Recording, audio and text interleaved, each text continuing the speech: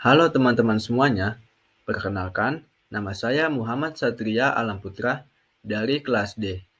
Pada video kali ini, dalam mata kuliah Ilmu Penyakit Tanaman, saya akan membahas terkait penyakit pada suatu tanaman.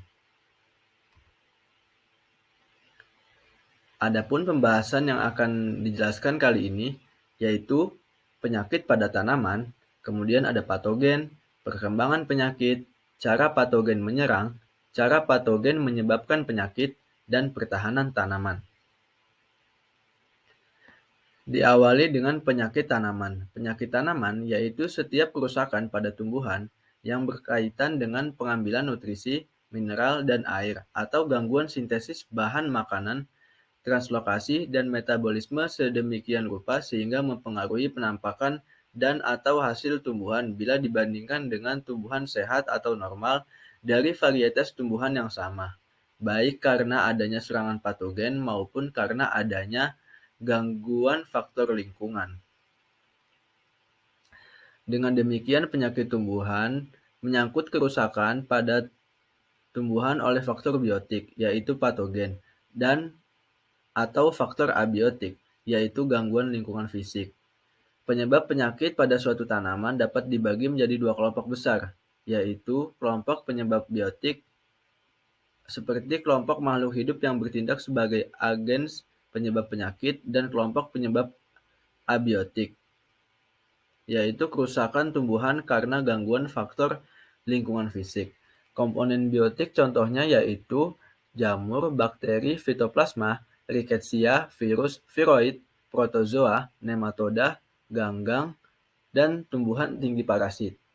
Sedangkan komponen abiotik yang dapat menyebabkan penyakit pada tanaman yaitu adalah suhu ekstrim, kekurangan atau kelebihan air dan cahaya, kekurangan oksigen, polusi udara, defisiensi nutrisi, keracunan mineral, keasaman atau kebasahan tanah, keracunan pestisida, dan praktek penanaman yang salah.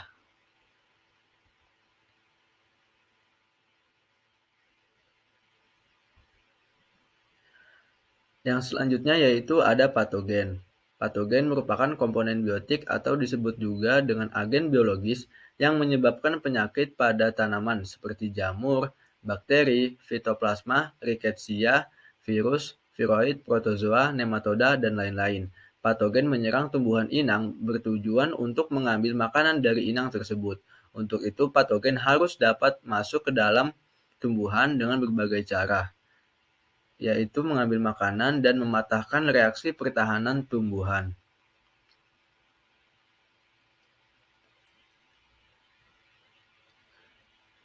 Dalam menyerang tumbuhan, patogen mengeluarkan sekresi zat kimia yang akan berpengaruh terhadap komponen tertentu dari tumbuhan dan juga berpengaruh terhadap aktivitas metabolisme tumbuhan inang. Yang selanjutnya yaitu ada perkembangan penyakit.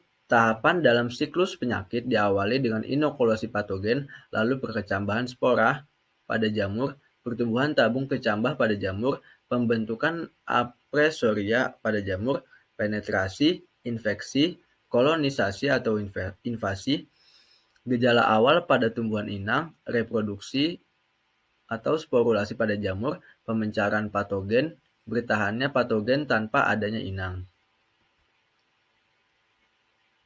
Kemudian ada cara patogen dalam menyerang tanaman. Yang pertama ada cara mekanis. Cara ini dilakukan dengan bantuan enzim yang dikeluarkan oleh patogen untuk melunakkan dinding sel.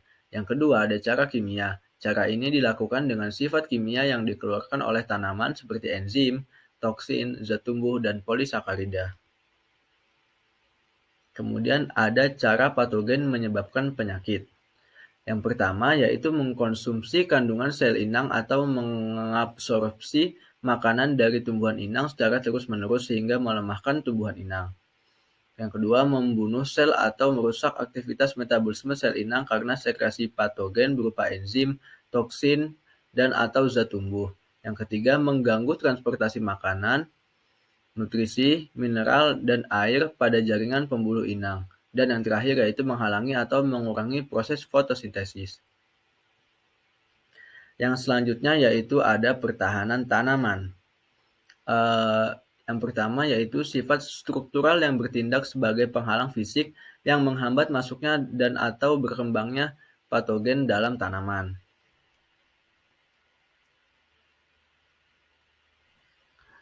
Kemudian yaitu reaksi biokimia dalam sel dan jaringan tanaman yang menghasilkan senyawa racun yang akan meracuni patogen atau menimbulkan kondisi yang menghambat pertumbuhan patogen dalam tanaman. Pertahanan struktural sebelum terinfeksi yaitu lapisan lilin di bagian daun dan buah melindungi dirinya dari patogen jamur untuk berkecambah dan patogen bakteri untuk memperbanyak diri. Lalu ketebalan kutikula meningkatkan resistensi tanaman terhadap patogen, dan ketebalan dinding sel epidermis yang tebal akan menyulitkan patogen jamur untuk melakukan infeksi, sehingga tanaman dengan dinding sel epidermis yang tebal akan tahan. Selanjutnya pertahanan struktural setelah terinfeksi yaitu pertahanan struktural setelah terinfeksi dinamakan reaksi pertahanan sitoplasmik yang dapat mengangkut sitoplasma yang terserang. Lalu ada struktur pertahanan dinding sel dan struktur pertahanan histologis yang menyangkut jaringan tanaman. Terakhir yaitu terdapat pertahanan nekrotik atau reaksi pertahanan hipersensitif.